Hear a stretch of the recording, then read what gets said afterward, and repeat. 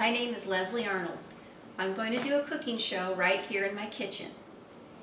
I'm in Atlanta, Georgia. I'm going to a Super Bowl party today. I've decided to bring a platter of mini baked meatball subs. The first thing we're going to do is make our meatballs. We're going to preheat our oven to 350.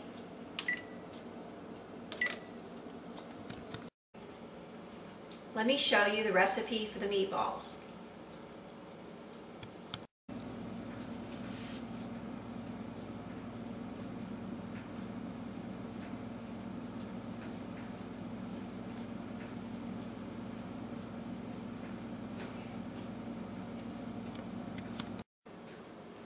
Well, I've collected all my ingredients, so now I'm ready to make my meatballs.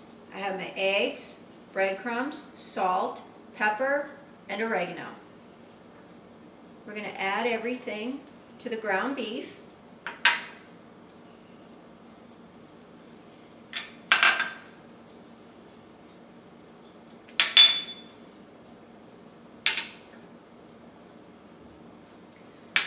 And I like to mix it up with a potato masher.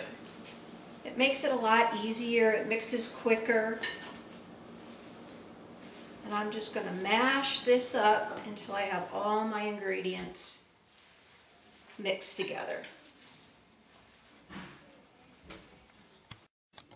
Now that everything is mixed, I'm going to make the meatballs. Instead of sauteing them on the stove, I'm going to bake them in the oven. I like to set them on a cooking rack that sits in the bottom of my baking sheet. This lets the grease drip away and prevents the meat from cooking in the fat. The meatballs come out nice and evenly browned. I like to use a scoop. This is a 1.5 ounce ice cream scoop or melon baller, I don't know what you want to call it. It helps you keep the meatballs uniform in size and helps with shaping them as well. Just stick it down in your meat and scoop out the same amount. I like to pop the meat out and press it back in and push it in real tight. This makes a real tight, firm meatball. So I'm going to do that with all the meat. Make 24 meatballs. You can place them really close together and just fit as many as you need to on the pan, because unlike baked goods, they don't swell and rise, they actually shrink, so they can even be touching. The meatballs are ready to bake. This recipe actually made 28 instead of 24, but that's okay because we'll be wanting to taste them when they're done. So we're going to put them in the oven.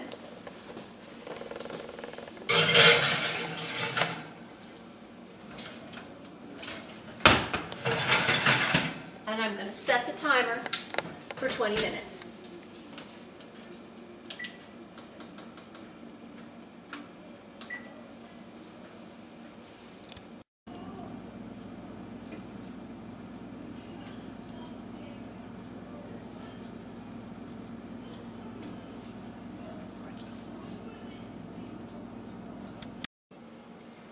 While the meatballs are baking, we're going to talk about the next ingredients.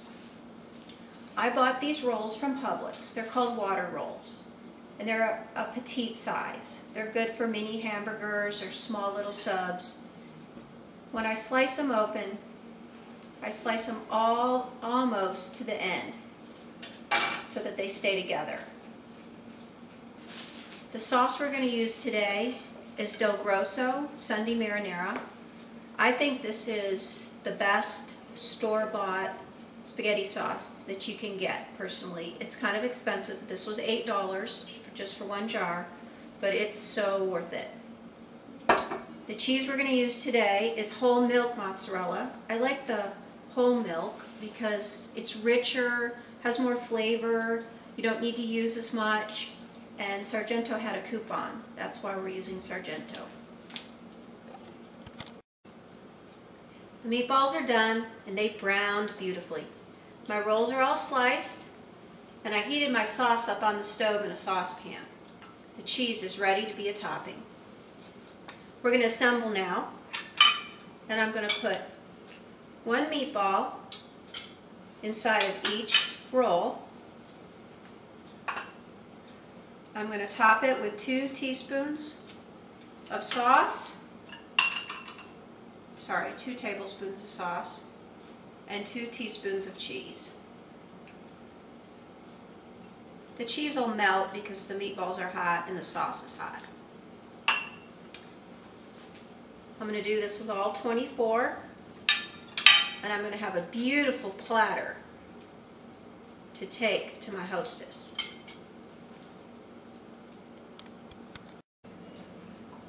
The mini meatball subs are done, and they sure look good. I hope you enjoyed this video and my new cooking show, and I really hope you make the subs. They're delicious. Well, he's got a, I think it's a... Yummy! Would you move out of the way?